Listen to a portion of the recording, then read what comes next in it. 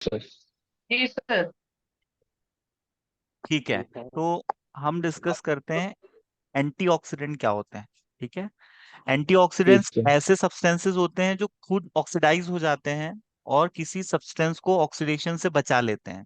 ठीक है, तो इनको हम एंटीऑक्सीडेंट बोलते हैं, मतलब ये ऑक्सीडेशन को प्रिवेंट करते हैं। और कैसे प्रिवेंट करते हैं? खुद सेक्रीफाइस करते हैं, खुद अपने आप को ऑक्सीडाइज कर लेते हैं। ठीक है, तो जिसके थ्रू ये जिस भी चीज में ऐड किए जाते हैं उसको ये बचा लेते हैं ऑक्सीडेशन से। क्योंकि कभी कभी क्या होता है, ऑक्सीडेशन से किसी सब्सटेंस की प्रॉपर्टी लूज हो जाती है, तो हमारी जो दवाइयां हैं वो लंबे समय तक मेडिकल स्टोर पे रहती हैं, गोडाउन्स में रहती हैं। फैक्ट्री में दवाइयां बनती हैं, वहां से बनने के बाद वो गोडाउन में कुछ समय रहती हैं, फिर वहां से वो डिस्ट्रीब्यूट होती हैं, है ना, वहां से वो स्टॉकिस्ट के पास आती है, स्टॉकिस्ट से मेडिकल स्टोर पे आती है, रिटेलर के पास, रिटेलर से कंज्यूमर के पास जाती है। तो एक लंबा प्रोसेस है ये, है ना। हो सकता है मेडिकल स्टोर पे 2 साल दवाई ना बिके, है ना, तो 2 साल तक दवाई हमारी सुरक्षित रहे, है ना, उसकी इफिकेसी मेंटेन रहे, है ना, उस वो सेफ रहे और उसका स्टोरेज अच्छे से हो पाए, इसके लिए उसमें हम कुछ एडिटिव्स डालते हैं जो कि दवाई को सपोर्ट करते हैं, उसके लाइफ स्पान को बढ़ाते हैं। ठीक है, दवाई को स्टेबल बनाते हैं। तो उसी के एग्जाम्पल में एक आता है एंटीऑक्सीडेंट।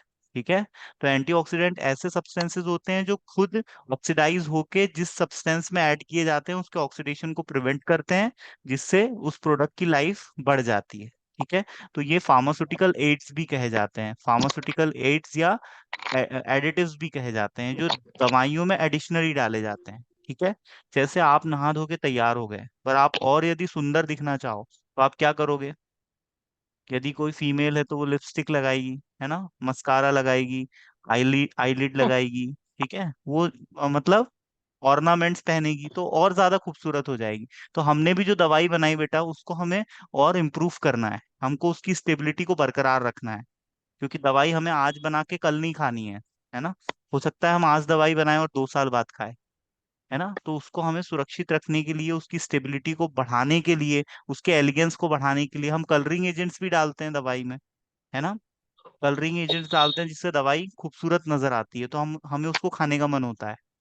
आपने देखा होगा सिरप में फ्लेवरिंग एजेंट डले होते हैं, फ्लेवर्स डले होते हैं। खांसी के जो सिरप आते हैं पाइनएप्पल फ्लेवर में आते हैं, मैंगो फ्लेवर में आते हैं, है ना, डिफरेंट डिफरेंट फ्लेवर्स में सिरप्स आते हैं। आप कभी किसी टैबलेट को खोलते हो तो आपको एक फ्रेग्रेंस आती है, तो ये सब फार्मास्यूटिकल एड्स होते हैं जो किसी भी दवाई के एलिगेंस को बढ़ाएंगे, उसको अट्रैक्टिव बनाएंगे।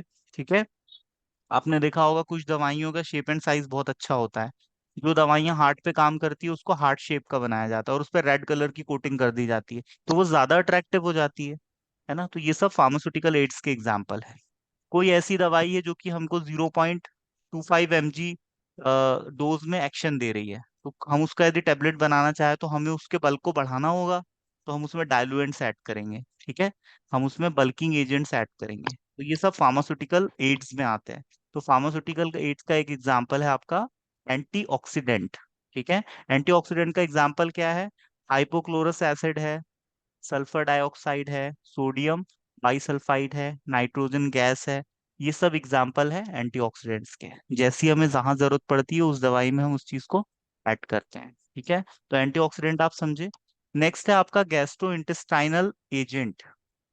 गैस्ट्रो इंटेस्टाइनल एजेंट्स ऐसी दवाइयां होती है जो हमारे डाइजेस्टिव सिस्टम पर काम करती हैं।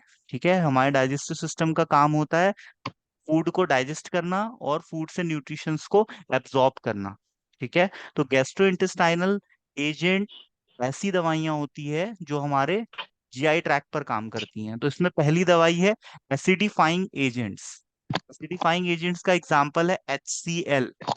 HCl हमारे फूड का केमिकल ब्रेकडाउन करता है और हमारे डाइजेशन को इम्प्रूव करता है। तो ऐसी दवाइयां जो HCl की डेफिशिएंसी में बॉडी को दी जाती हैं, ठीक है, जिससे हमारा डाइजेशन इम्प्रूव होता है, हम उसको एसिडिफाइंग एजेंट कहते हैं। ये एसिड की क्वांटिटी को स्टमक में बढ़ा देती हैं। जनरली क्या होता है, हम जो कुछ खाते पीते हैं बेटा, हमारे जो पैराइटल सेल्स होते हैं ये H+ आयन रिलीज करते हैं, और जब ये क्लोरीन के साथ कॉन्जुगेट बनाएगा तो HCl बनेगा, हाइड्रोक्लोरिक एसिड। और हाइड्रोक्लोरिक एसिड हमारे स्टमक में प्रेजेंट होता है। ठीक है, और ये डाइजेशन में बहुत इंपॉर्टेंट रोल प्ले करता है। पर यदि इसकी डेफिशिएंसी हो जाए तो हमें इंडाइजेशन का प्रॉब्लम हो सकता है, तो उसके सॉल्यूशन के लिए हम जो ड्रग्स यूज करते हैं उसको हम एसिडिफाइंग एजेंट्स कहते हैं। ठीक है, दीज आर यूज्ड इन ए हाइड्रोक्लोरिया। ए हाइड्रोक्लोरिया क्या होता है? HCl की डेफिशिएंसी, हाइड्रोक्लोरिक एसिड की डेफिशिएंसी को ए हाइड्रोक्लोरिया कहते हैं। तो ए हाइड्रोक्लोरिया के ट्रीटमेंट में हम एसिडिफाइंग एजेंट यूज करते हैं, जिसका एग्जांपल है डाइल्यूट HCl। ठीक है, नेक्स्ट हमारा ड्रग आता है जो GI ट्रैक पे काम करता है, एंटासिड। एंटी जो वर्ड है वो शो करता है अपोजिट, है ना। एंटासिड क्या होते हैं? जो एसिड के अपोजिट होंगे। तो एसिड के अपोजिट क्या होते हैं? बेस। यदि हम एसिड में बेस को ऐड करेंगे तो वो न्यूट्रलाइज कर देगा उसको। ठीक है, तो यदि किसी के स्टमक में एसिड बढ़ गया है तो उसको एसिडिटी हो जाएगी। एसिडिटी की वजह से उसको गैस्ट्रिक डिस्कम्फर्ट होगा। ठीक है, तो इसको कम करने के लिए हम जो दवाइयां यूज करते हैं हम उनको एंटासिड्स बोलते हैं। एंटासिड क्या है? एसिडिटी को रिड्यूस करते हैं। और ये बेसिक नेचर के ड्रग्स होते हैं, ये बेस होते हैं ना, मेटालिक बेस होते हैं। यदि किसी को हार्ट बर्न का प्रॉब्लम है, किसी को इंडाइजेशन है, किसी का स्टमक अपसेट हो गया है एसिडिटी की वजह से, खट्टी डकारें आ रही हैं, है ना, मुंह में खट्टा पानी आ रहा है, गैस बन रही है ना, तो उन सब केसेस में हम एंटासिड यूज करते हैं। इसका एग्जाम्पल है जैसे सोडियम बाइकार्बोनेट, खाने का सोडा, है ना, ये भी एक एंटासिड की तरह काम करता है क्योंकि ये बेसिक नेचर है। तो जो भी बेस होंगे ना वो एसिड को न्यूट्रलाइज कर देंगे, तो एसिड की इंटेंसिटी और एसिड का जो इफेक्ट है, एसिड का जो प्रभाव है वो कम पड़ जाएगा।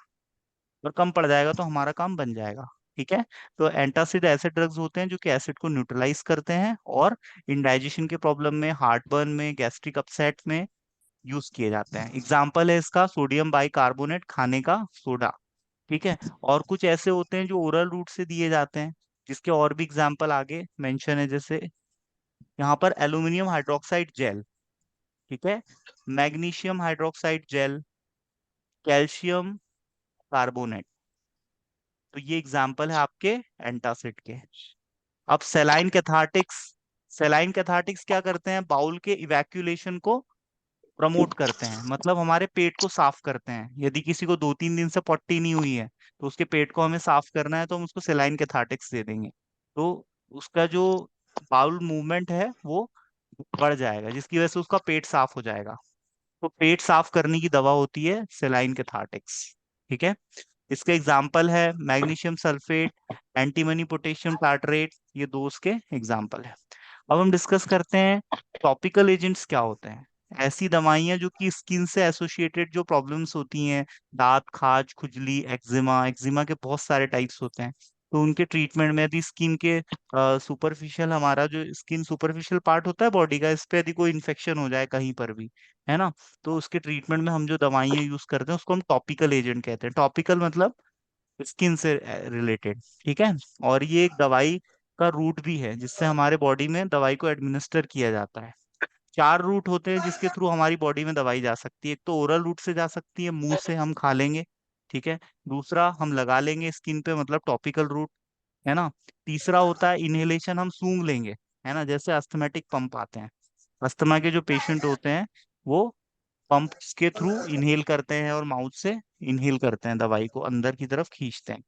तो इनहेलेशन रूट हो गया। ठीक है, यदि हमें लंग्स में दवाई पहुंचानी है तो इनहेलेशन रूट सबसे बढ़िया होता है।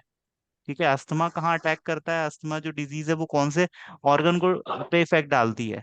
लंग्स पे, है ना, रिस्पिरेशन पे इफेक्ट डालती है। तो हम इनहेलेशन के थ्रू उसकी दवाई लेते हैं, है ना। और जो चौथा रूट आता है बेटा, इसको हम पेरेंटल कहते हैं। पेरेंटल मतलब इंजेक्शन के थ्रू देना। इसमें हम निडिल और सिरिंज की हेल्प से हमारे शरीर में दवाई को इंसर्ट करते हैं, है ना। कभी ना कभी आप लोग को इंजेक्शन लगे होंगे। इंजेक्शन लगना काफी पेनफुल होता है, और एक स्किल्ड एम्प्लॉय, एक नर्स, स्टाफ नर्स या ANM, ये आपको इंजेक्शन लगा सकती हैं, क्योंकि इसके लिए एक ट्रेनिंग की जरूरत पड़ती है। ओरल रूट तो ऐसा है बेटा कि आप अपने मन से दवाई खा सकते हो, है ना। गोली आपने मुंह में रखी, पानी डाला, गिन लिया, इजी है। लेकिन पैरेंटल रूट से आप दवाई ले पाओगे कि आप किसी को इंजेक्शन लगा सकते हो? नहीं लगा सकते, है ना। मसल्स में इंजेक्शन लगाओगे तो आपको ग्लूटोइड मसल्स नहीं लगाना है। किसी नर्व को डैमेज नहीं करना चाहिए जो निडल आपकी बॉडी में अंदर जा रही है ना। कुछ लोग गलत तरीके से इंजेक्शन लगाते हैं पीछे बटक्स पे, है ना, हमारे जो पीछे कमर पे जो इंजेक्शन लगते हैं, है ना, वहां पर यदि इंजेक्शन गलत लग जाए तो साइटिका का प्रॉब्लम होता है, पेशेंट को वहां पर स्वेलिंग हो जाती है। है ना, वहां पर डिपोट गार्ड का फॉर्मेशन हो जाता है। तो गलत तरीके से इंजेक्शन लगाने से हमें बहुत ज्यादा नुकसान पहुंचता है। तो ये 4 रूट ऑफ एडमिनिस्ट्रेशन मैंने आपको बताया। पहला है टॉपिकल, मतलब स्किन पे लगाएंगे। ठीक है, इसमें हम यूज करेंगे लोशन, लिनीमेंट। आप लोग क्रीम लगाते हो ना, क्रीम लगाते हो तो वो सब किस में आएगा, टॉपिकल में आएगा, है ना। दूसरा आपका इनहेलेशन, मतलब सूंघ के लेना दवाई। ठीक है, फिर आपका आता है पेरेंट्रल और ओरल। तो ये 4 रूट हो गए आपके। ठीक है, ओरल, पेरेंट्रल, इनहेलेशन और टॉपिकल। तो टॉपिकल एजेंट अब हम देखते हैं जो बॉडी सरफेस एरिया पे अप्लाई किए जाते हैं। तो इसमें पहला आता है प्रोटेक्टिव्स। नाम से ही जाहिर हो रहा है ये प्रोटेक्शन प्रोवाइड करेंगे। ठीक है, usually applied in the form of ointment और डस्टिंग पाउडर। यदि कहीं फोड़ा हो गया बॉडी पे तो उस पर हम डस्टिंग पाउडर लगाते हैं, उस पर हम ऑइंटमेंट लगाते हैं, मरहम लगाते हैं। तो उस मरहम से हमारा घाव ठीक हो जाता है। ठीक है, इसमें कैलामाइन लोशन भी आता है, टैल्क भी आता है, जिंक ऑक्साइड, सिलिकॉन पॉलीमर्स। ये सब ऐसे ड्रग्स हैं, ऐसी दवाइयां हैं जो हम फोड़ों पे लगाते हैं। हाइड्रोजन पेरोक्साइड आप यूज करते हो, है ना। हाइड्रोजन पेरोक्साइड तो एंटी माइक्रोबियल होता है। ठीक है, पर ऊपर के जो ड्रग्स है ये केवल प्रोटेक्शन प्रोवाइड करते हैं, मतलब एक कवरिंग बनाएंगे हमारे वुंड पे, और जहां पर इन्फेक्शन हुआ है तो उसको सेपरेट आउट करेंगे एक्सटर्नल एनवायरनमेंट से, ताकि हमारा इन्फेक्शन फर्दर और ज्यादा ना बढ़े। ठीक है, तो इसको हम प्रोटेक्टिव कहते हैं। तो प्रोटेक्टिव का एग्जाम्पल क्या है, calamine, talc, zinc, zinc oxide, silicon polymers, इसके एग्जाम्पल्स हैं। और एंटी माइक्रोबियल्स क्या होते हैं, ऐसी दवाइयां जिसको हम एंटीसेप्टिक्स भी कहते हैं, जिसको हम जर्मीसाइडल ड्रग्स भी कहते हैं, डिसइंफेक्टेंट्स भी कहते हैं। थोड़ा सा डिफरेंस होता है इनमें, हेयर लाइन डिफरेंस है। तो एंटी माइक्रोबियल ड्रग्स वो है जो माइक्रोब्स को किल करेगी। माइक्रोब्स मतलब वो सूक्ष्म जीव जो ह्यूमन बींग्स में डिजीज कॉज कर रहे हैं, इन्फेक्शन कॉज कर रहे हैं, किसी सेल को इन्फेक्टेड कर रहे हैं। तो उसको हमें यदि किल करना है तो हम एंटी माइक्रोबियल ड्रग्स यूज करते हैं, जिसको जिसको हम एंटीसेप्टिक भी कहते हैं। जर्म्स को मारते हैं तो जर्मीसाइडल कहते हैं। साइडल मतलब सुसाइड, वर्ड आपने सुना होगा, मतलब सुसाइड मतलब आत्महत्या। तो जर्मीसाइड वो ड्रग होंगे जो जर्म्स को मारेंगे। ठीक है, तो जर्म्स को मारना बहुत जरूरी है क्योंकि ये इन्फेक्शन कॉज करते हैं। ठीक है, तो इनको जो ड्रग्स मारेंगे उनको हम एंटी माइक्रोबियल ड्रग्स कहते हैं। इसका एग्जांपल है बोरेक्स, क्लोरीनेटेड लाइम। है ना, आपने देखा होगा कुएं में क्लोरीन डालते हैं, क्लोरीन की गोली, बोलते पानी शुद्ध हो जाएगा। है ना, तो पानी में यदि कोई माइक्रोब है तो वो क्लोरीन की गोली डालने से मर जाएंगे। तो पानी जब हम पियेंगे तो हम स्वस्थ रहेंगे, वो पानी हमें कोई नुकसान नहीं पहुंचाएगा। नहीं तो पता चला पानी में साल्मोनेला टाइफी नाम का माइक्रोब था, हमने उस पानी को पी लिया, फिर हमको लूज मोशन लग गए, दिन में 4 बार जा रहे, है ना, डायरिया हो गया। हम्म। समझ रहे हो। तो एंटी माइक्रोबियल ड्रग्स ऐसे यूज करते हैं हम। ठीक है, हाइड्रोजन पेरोक्साइड फोड़े पे लगाते हैं, आपने देखा होगा, व्हाइट कलर का पाउडर आता है, जहां पर फोड़ा होता है वहां पर वो पाउडर डाल लेते हैं, तो उससे घाव सूखने लगता है। घाव क्यों सूख रहा है, क्योंकि इन्फेक्शन कम हो रहा है। घाव पे यदि पानी लग जाए तो वहाँ इन्फेक्शन बढ़ जाता है, क्योंकि पानी में भी माइक्रोब्स होते हैं। है ना, और हमारी बॉडी में जब स्किन कट जाती है तो हमारा ब्लड एयर के कांटेक्ट में आने लगता है। नेकेड आई से नजर तो नहीं आता, लेकिन हमारे आसपास बहुत सारे माइक्रोब्स होते हैं। कोई जरूरी नहीं है कि इंसान को जो चीज नहीं दिख रही है वो इस दुनिया में नहीं है। हवा तो हमें दिखती नहीं है लेकिन उसका एग्जिस्टेंस है। आप यदि ध्यान से माइक्रोस्कोप से देखोगे ना तो आपके आसपास बहुत सारे बैक्टीरिया, वायरस होते हैं, पर वो आपको नुकसान इसलिए नहीं पहुंचा पाते क्योंकि हमारी बॉडी को ऊपर वाले ने इस तरह से डिजाइन किया है कि ये डायरेक्ट हमारे ब्लड के कांटेक्ट में नहीं आ सकते। देखो ना, हमारे कान में हल्के हल्के छोटे बाल होते हैं, कान में एक वैक्स लाइक सब्सटेंस रिलीज होता है, नोज में हमारे हेयर होते हैं, नोज में हमारा थोड़ा सा स्टिकीनेस होता है, चिकटापन होता है कि कोई चीज अंदर ना जा पाए। पेट से यदि कोई चीज अंदर जाएगी तो एसिड है, पेट में एसिड किसी भी चीज को गला देता है ना। तो व्यवस्था है ऐसी हमारी बॉडी में। और आप देखो पूरी बॉडी पे स्किन की कवरिंग है, रोज हम नहाते हैं स्किन को साफ कर लेते हैं। और जो लोग नहाते नहीं है 2-4 दिन, हफ्ते भर, उनको फिर खुद दांत खाज खुजली होने लगता है ना। क्यों होती है खुजली, क्योंकि गंदगी की वजह से वहां पर माइक्रोब्स डेवलप होने लगते हैं, अपनी कॉलोनीज बना लेते हैं, और फिर इन्फेक्शन होता है, एक्जिमा होता है, रेडनेस आती है, रैशेज आते हैं स्किन पे। है ना, तो इसके लिए हम एंटी माइक्रोबियल ड्रग्स यूज करते हैं। इसका एग्जांपल है हाइड्रोजन पेरोक्साइड, पोटेशियम परमैंगनेट और सिल्वर प्रोटीन। सिल्वर प्रोटीन नाम का एक ड्रग आता है, आपने देखा होगा, यदि कहीं कट जाए, जल जाए तो उसमें सल्फा सिल्वर सीटामाइड का एक ड्रग आता है। या सीटाफिल आपने सुना होगा, सीटाफिल सुना है। सीटाफिल का शैम्पू भी आता है और बॉडी वॉश भी आता है। है ना, ये सब प्रोडक्ट्स आते हैं। तो ये सब आपकी बॉडी को क्लीन करते हैं, साफ करते हैं, फ्री फ्रॉम माइक्रोब्स करते हैं। किसी भी ऑब्जेक्ट को माइक्रोब से फ्री करना कहलाता है स्टेरलाइजेशन। स्टेरलाइजेशन एक ऐसा प्रोसेस है जिससे हम किसी भी ऑब्जेक्ट को फ्री फ्रॉम माइक्रो ऑर्गेनिज्म करते हैं। तो आपने देखा होगा कोविड टाइम पे आप अपने आप को स्टेरलाइज कर रहे थे या नहीं? अल्कोहल से स्टेरलाइजेशन हो रहा था, है ना, सैनिटाइजेशन हो रहा था। सैनिटाइजेशन का मतलब भी यही होता है। ठीक है, सैनिटाइज मतलब किसी चीज को माइक्रोब से फ्री करना। आप बोलते थे ना मैंने मेरी कार आज सैनिटाइज करवाई है। तो सैनिटाइजेशन में आप क्या करते थे? स्प्रे करते थे, है ना, और सैनिटाइजर यूज करते थे, अपने हैंड्स पे लगाते थे हैंड वॉश करके। तो इससे आपके हैंड सैनिटाइज हो जाते थे, मतलब आपके हाथ साफ हो जाते थे। गंदगी से तो साफ होते ही होते थे, लेकिन माइक्रोब्स को भी इरेडिकेट कर देते थे आप। तो ये होता है एंटी माइक्रोबियल। माइक्रोब्स होते हैं ऐसे सूक्ष्म स्मॉल सेल जो हमारे नेकेड आई से नहीं दिखते, लेकिन इन्फेक्शन कॉज करते हैं, उसको हम माइक्रो ऑर्गेनिज्म कहते हैं। ठीक है, रहते तो बहुत छोटे हैं, लेकिन ये मानव शरीर में जब आते हैं तो पूरे शरीर को हिला के रख देते हैं। कोविड के टाइम पे आपने देखा होगा कितने लोगों की जानें चली गई। वायरल इन्फेक्शन की वजह से कोविड होता है। और इसका जो सार्स कोवी 2 है, ये कहाँ अटैक करता है? हमारे लंग्स पे अटैक करता है। लंग्स की जो एल्वियोलाई है वहां पर इन्फेक्शन होता है, तो म्यूकस का सिक्रीशन बढ़ जाता है। अब वो जो एल्वियोलाई है, यदि वो म्यूकस से भर जाएगी तो व्यक्ति सांस ले पाएगा क्या, बताओ? किसी बॉटल में 1 लीटर की कैपेसिटी है और आप उसको ऑलरेडी पूरा भर चुके हो, तो उसमें और 1 लीटर पानी आएगा क्या? क्यों बेटा? नहीं आएगा ना। ऐसे ही हमारे लंग्स जहां पर एयर फिल होती है, वो सैक्स जो है उसमें क्या फिल हो गया है? म्यूकस फिल हो गया है इन्फेक्शन की वजह से। तो व्यक्ति को शॉर्टनेस ऑफ ब्रीदिंग हो गई है, चेस्ट में टाइटनेस फील हो रही है, सांस नहीं ले पा रहा है वो, है ना। तो ये प्रॉब्लम्स आ रही हैं। तो एंटी माइक्रोबियल ड्रग्स बहुत ज्यादा जरूरी है हमारे लिए, इन्फेक्शन से हमें बचाते हैं। ठीक है, तो ऐसे ड्रग्स जो हमें इन्फेक्शन से बचाते हैं, इन्फेक्शन के ट्रीटमेंट में यूज किए जाते हैं, हम उनको एंटीसेप्टिक कहते हैं, जर्मीसाइडल ड्रग्स कहते हैं, और हम इनको एंटीबायोटिक्स भी कहते हैं। ठीक है, एंटीबायोटिक्स भी कहते हैं जो बैक्टीरिया को किल करे। कुछ ड्रग्स ऐसे होते हैं जो बैक्टीरिया की ग्रोथ को रोक देते हैं, कुछ ड्रग्स ऐसे होते हैं जो बैक्टीरिया को किल कर देते हैं। किसी की ग्रोथ को रोकना भी इनडायरेक्टली उसको किल करना ही होता है ना। किसी को आप आज गन लोड करके गोली चला दो, उसकी जान चली जाएगी। या तो आप उसका खाना पीना बंद कर दो, दोनों तरीके से वो मर सकता है। आपने किसी का हुक्का पानी बंद कर दिया तो वो मर जाएगा।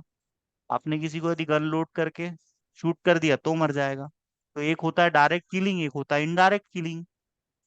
समझ रहे हो? तो बैक्टीरियो स्टैटिक ड्रग्स क्या करते हैं? बैक्टीरिया की ग्रोथ को रोक देते हैं, बैक्टीरिया के डेवलपमेंट को रोक देते हैं, उसके डिवीजन को रोक देते हैं, उसको 2 से 4, 4 से 8 नहीं होने देते। तो इन्फेक्शन बढ़ेगा कि कम होगा? कम होगा।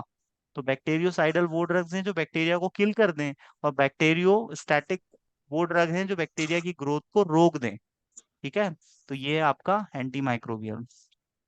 अब हम बात करते हैं व्हाट इज एस्ट्रिंजेंट। आपने देखा होगा पहले बूढ़े बुजुर्ग, पहले के लोग जब दाढ़ी बनाते थे, कट छिल जाता था तो उस पे फिटकरी रगड़ लेते थे। 5-10 रुपए का एक गड़ा आता है फिटकरी का, किराना शॉप में मिल जाता है, आपने यूज किया होगा कभी।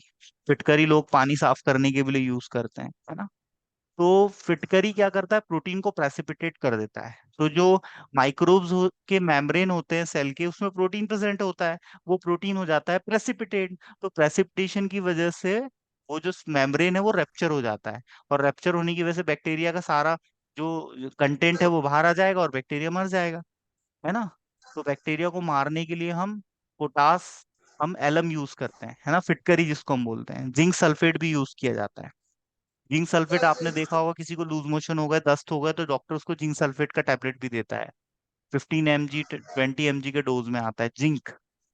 जिंक बहुत इंपॉर्टेंट मिनरल है हमारी बॉडी के लिए। 300 प्रकार के ऐसे एंजाइम्स है जो जिंक के बिना नहीं बन सकते, है ना। तो जिंक बहुत इंपॉर्टेंट मिनरल है हमारी बॉडी के लिए। और जिंक की एक प्रॉपर्टी होती है कि वो एस्ट्रिंजेंट इफेक्ट देता है। एस्ट्रिंजेंट इफेक्ट का मतलब क्या होता है?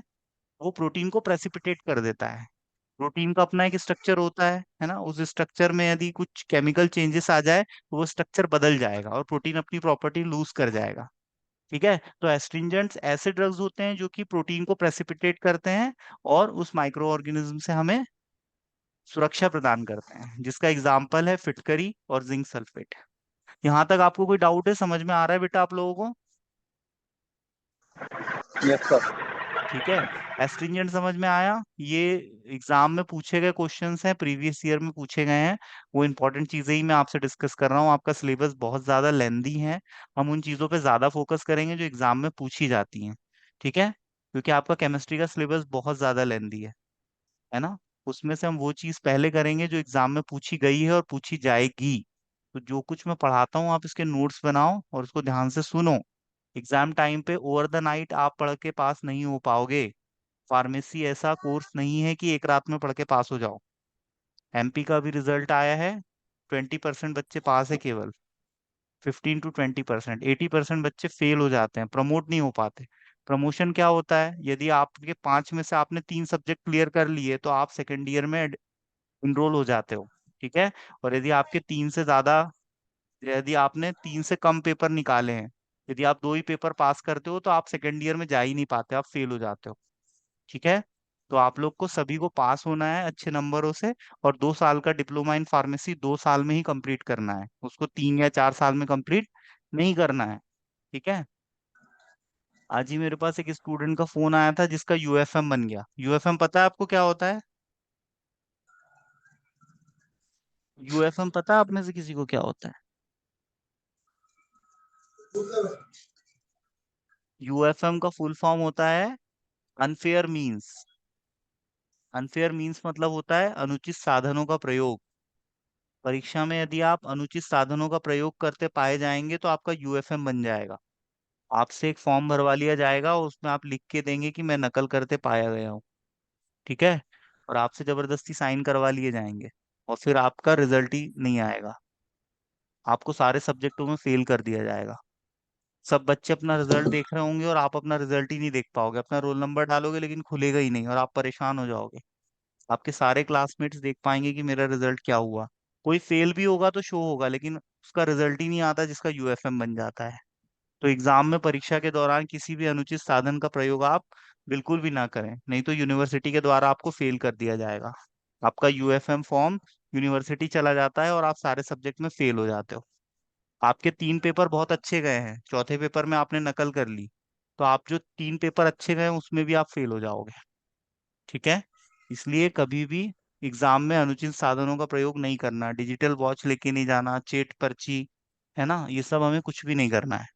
ऐसा यदि हम करेंगे तो यूएफएम बन जाएगा और यूएफएम बनने वाले स्टूडेंट बहुत दुखी हो जाते हैं। जिनका बना हो किसी का तो पूछना कितना कितना व्यक्ति डिप्रेशन में चला जाता है ना, क्योंकि वो पांचों सब्जेक्ट में फेल हो जाता है। तो कभी भी एग्जाम में चीटिंग हमें नहीं करना है, हमें ऑनेस्टी के साथ बेटा पढ़ाई करना है। आपने सुना होगा honesty is the best policy वाली कहावत, है ना। ईमानदारी से बढ़कर कुछ भी नहीं होता है इस दुनिया में। मेहनत करें, पढ़ाई करें, नोट्स बनाएं और अपनी मेहनत से एग्जाम पास करें। क्योंकि नॉलेज जो है वो दिखता है। ठीक है। और नॉलेज, आपने देखा होगा कुछ लोग कभी किसी काम को कर रहे हैं और उनको नॉलेज नहीं होता, फिर भी उनको वो पावर मिली है कि वो उस काम को कर पाए। नेपोटिज्म हमारी कंट्री में बहुत ज्यादा है, भाई भतीजावाद। ठीक है। पर हमें अपनी मेहनत से जीवन में आगे बढ़ना है, क्योंकि स्मार्ट वर्क का कोई भी सब्स्टिट्यूशन नहीं होता है। ठीक है। तो एस्ट्रिंजेंट आपको समझ में आ गया। अब हम देखते हैं बेटा डेंटल प्रोडक्ट्स क्या होते हैं। डेंटल प्रोडक्ट्स में ऐसी दवाइयां जो हमारे दांतों से संबंधित जो प्रॉब्लम्स हैं, टूथ डिके है, टूथ में कैविटी हो गई है ना, आप रोज पेस्ट करते हो, गार्गल, माउथ वॉश, ये सब आप यूज करते हो ताकि आपकी ओरल कैविटी को आप साफ रख सको, माउथ से बैड स्मेल ना आए। आप जैसे डेट पे जा रहे हो, है ना, आपके माउथ से यदि स्मेल आएगी तो कौन आपके पास आना चाहेगा, है ना। तो इसके लिए आप गार्गल, माउथ वॉश, ब्रश करते हो डेली, अपने दांतों की सफाई करते हो, ताकि शाम का खाना सुबह आपके दांतों में ना नजर आ जाए कहीं किसी को। ऐड देखा ना आपने, दांत में पालक लगी रहती है ना। तो दांतों की सफाई के लिए बेटा जो प्रोडक्ट्स यूज किए जाते हैं डेंटल क्लीनिंग के लिए, ओरल कैविटी की सफाई के लिए, उन्हीं को हम डेंटल प्रोडक्ट्स कहते हैं। ठीक है। और ऐसे ऐसे डॉक्टर जो दांत का ट्रीटमेंट करते हैं उनको हम डेंटिस्ट कहते हैं। ठीक है, ये बीडीएस करके बनता है व्यक्ति। तो the drugs which contain fluoride ions which control the tooth decay, और टूथ पे यदि प्लेक का फॉर्मेशन हो गया है तो उसको भी दूर करता है। डेंटिफ्रिक्सेस होते हैं, ये फ्रिक्शन के थ्रू दांतों की सफाई करते हैं। आपने देखा होगा राख से यदि हम दांत को मांज ले तो दांत साफ हो जाते हैं, क्योंकि रगड़ की वजह से, घर्षण की वजह से दांतों के ऊपर की जो पीली परत है वो हट जाती है, और हमारे दांत चमचमाने लगते हैं, मोतियों जैसे चमचमाते खूबसूरत दांत। ठीक है, फिर आप खुल के हंस सकते हो। अब किसी के सामने का एक दांत टूटा है तो वो खुल के हंसेगा, तो सामने वाला देख के क्या सोचेगा? किसी ने मुंह खोला और मुंह से बदबू आ रही है, किसी ने मुंह खोला उसके दांत आड़े तिरछे है, किसी ने मुंह खोला उसके दांत टूटे हुए हैं, उसके दांत में पिल्लू लगा हुआ है, कैविटी का फॉर्मेशन हो गया, अच्छा नहीं लगता ना, इन्फेक्शन हो गया है। ठीक है। और दांतों की सफाई बहुत जरूरी है, क्योंकि दांत हमारे खूबसूरती को भी बढ़ाते हैं और दांत हमें चबाने के भी काम आते हैं। हमारे पास कुतरने वाले दांत होते हैं, चबाने वाले दांत होते हैं, काटने वाले दांत होते हैं। कहावत सुनिए कि नहीं? हाथी के दांत दिखाने के कुछ और खाने के कुछ और। ठीक है। तो इंसान के पास कुतरने और चाबने वाले दांत होते हैं।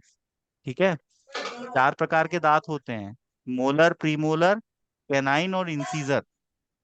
तो 32 दांत होते हैं हमारे जबड़े में।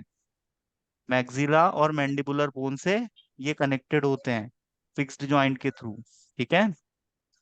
16 ऊपर और 16 नीचे।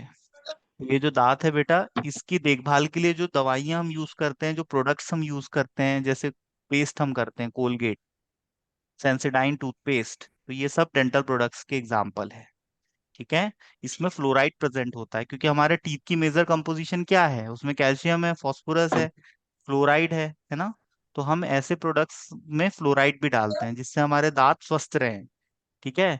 और हमारे दांत में कैल्शियम की कमी यदि हो जाएगी तो दांत हमारे कमजोर पड़ जाएंगे। छोटे बच्चों में कैल्शियम की कमी से दांत कमजोर पड़ जाते हैं, है ना। छोटे बच्चों में तो दूध के दांत आते हैं और वो टेम्पररी रहते हैं, टूट जाते हैं फिर से आ जाते हैं। लेकिन यदि कोई यंग एज में है और उसके दांत टूट जाए तो फिर से उगेगा क्या दांत? नहीं उगता, बतर खोबड़ा हो जाएगा वो। ठीक है। तो ये सब है भैया आपके dental product. Zinc chloride, strontium chloride, ये सब इसमें डला होता है। टूथपेस्ट आप लोग करते ही हो, इसमें कैल्शियम कार्बोनेट होता है। ठीक है। कैल्शियम फॉस्फेट होता है, कैल्शियम के कंपाउंड्स होते हैं। डेंटिफ्रिक्सेस क्या करते हैं, ये फ्रिक्शन के थ्रू हमारे दांतों की सफाई करते हैं, दांतों की पॉलिशिंग करते हैं और हमारे दांत को चमाचम चमका देते हैं। ठीक है, चमकने लगते हैं हमारे दांत, बहुत सुंदर लगते हैं फिर। ठीक है, ऐसे सुंदर दांत आप लोग के भी होने चाहिए। ठीक है, तो यही है आपका डेंटल प्रोडक्ट। ठीक है। माउथ वॉश और गार्गल। फ्लोरमिंट, फ्लोरमिंट खाते हो ना? इलायची कभी कभी चूसते हो, इलायची खा लेते हो तो उससे माउथ माउथ से अच्छी स्मेल आने लगती है इलायची की। ठीक है। तो ये सब हमारे माउथ की केयर के लिए है, ओरल कैविटी की केयर के लिए। यहाँ तक आप लोग को कुछ समझ में आया बेटा?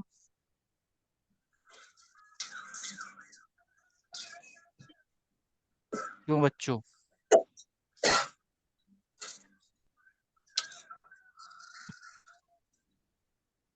कभी कभी जी क्या सर होता है, आया। हाँ कभी कभी बेटा हमारे दांत की सेंसिटिविटी बढ़ जाती है ना। जैसे ही हमने आइसक्रीम खाई तो हमें बहुत दांत ठनकने लगते हैं, है ना। तो इसके लिए हमारा जो डेंटाइन है वो हाइपर सेंसिटिव हो जाता है। हमारे टूथ की लेयरिंग के बारे में मैं आपको बताऊंगा।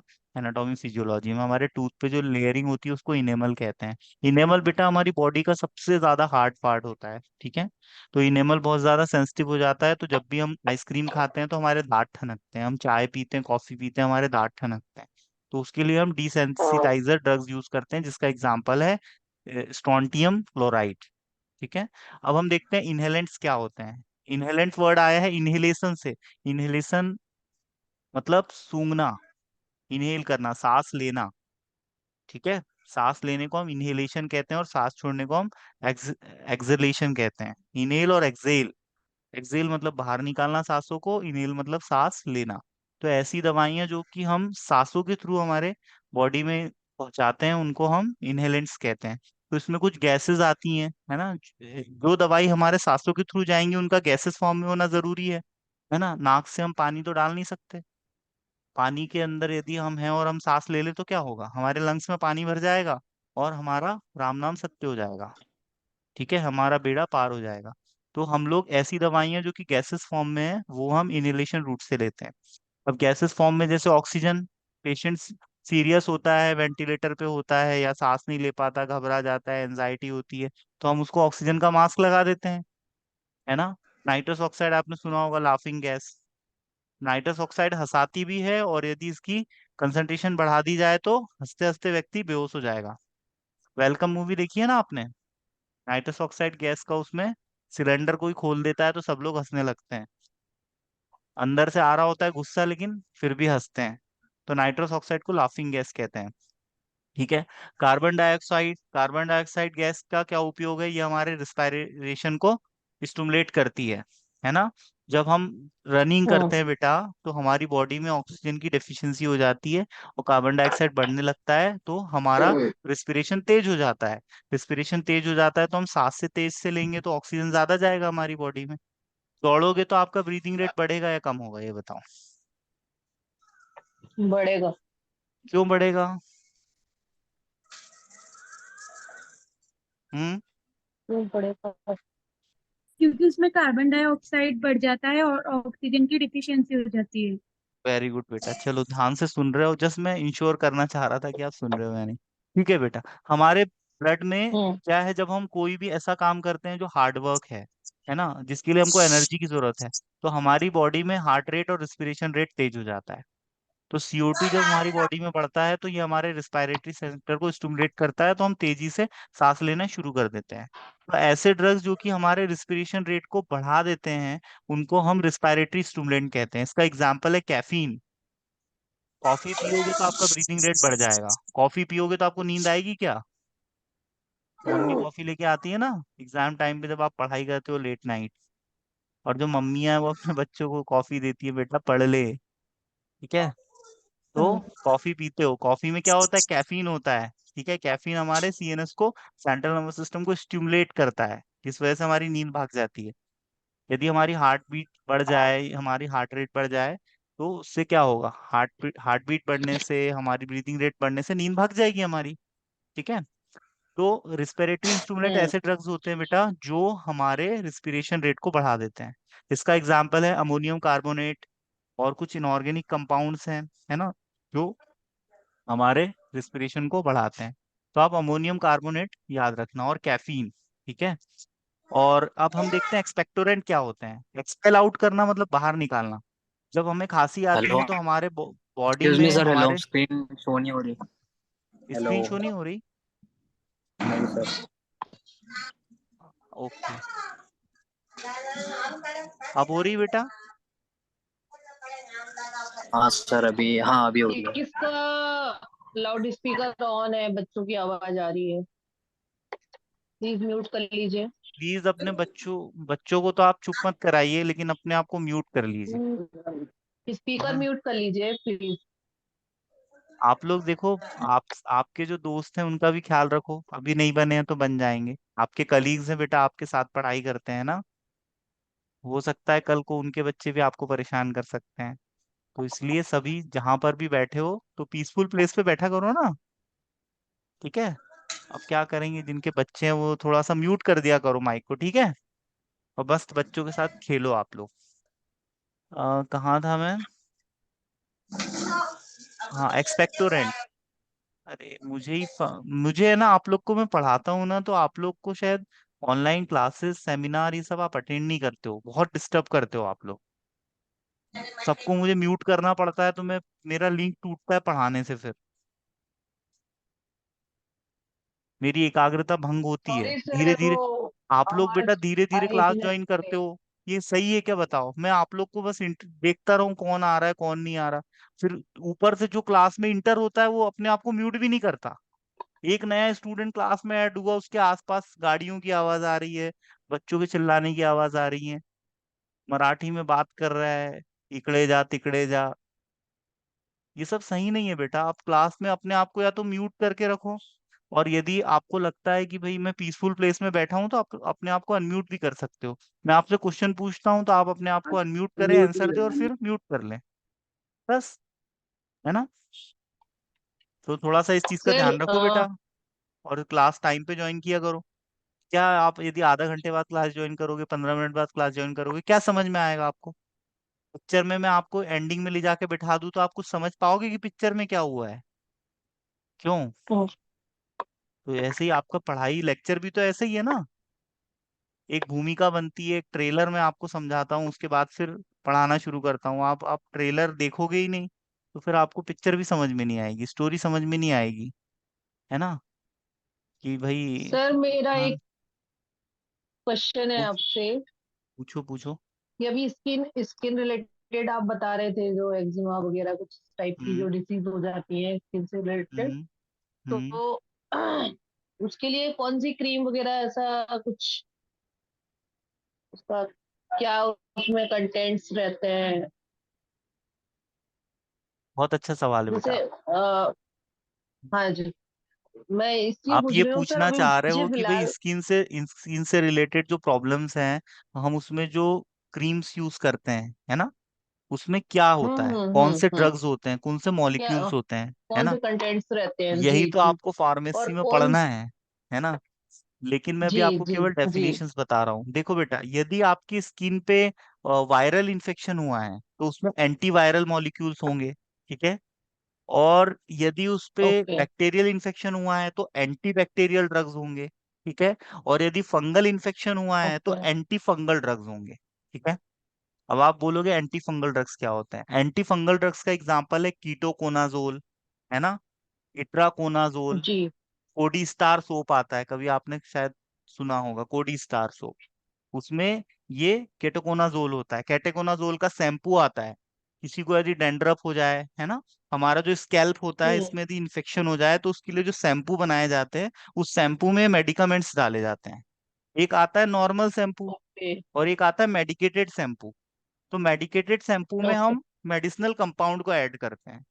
तो वो डिपेंड करेगा बेटा कि स्किन पे आपकी कौन सी प्रॉब्लम है, क्योंकि स्किन तो डर्मेटोलॉजी का 4 साल का 3 साल का कोर्स होता है। स्किन से रिलेटेड जी हजारों बीमारियां हैं, पता है आपको।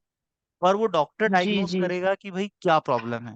हम चूंकि यहाँ पर पैरामेडिकल कोर्स कर रहे हैं, डिप्लोमा इन फार्मेसी, तो हम सुपरफिशियली पढ़ रहे हैं कि भाई स्किन से रिलेटेड क्या क्या प्रॉब्लम हो सकती है और हम उसमें कौन से ड्रग्स यूज करेंगे। बाकी ये हमारा जो सिलेक्शन है वो इस डॉक्टर डायग्नोस करके बताएगा कि आपको कौन सा ड्रग देना है। यदि आपको सपोज बैक्टीरियल इन्फेक्शन है और मैं आपको सपोज एंटी फंगल ड्रग दूं तो वो उतना अच्छा काम नहीं कर पाएगा वो, ठीक है। यदि आपको जैसे किसी को हो गया है, हम्म। माइटिस का इन्फेक्शन हो गया है और मैं उसको एंटी फंगल ड्रग दे रहा हूँ, तो माइटिस जाएगा ही नहीं। उसके लिए मुझे माइटिस ऐसा ड्रग मीन्स? देना पड़ेगा जो उस सूक्ष्म जीव को मार पाए, ठीक है। ओके। कैंडिडा है आपका,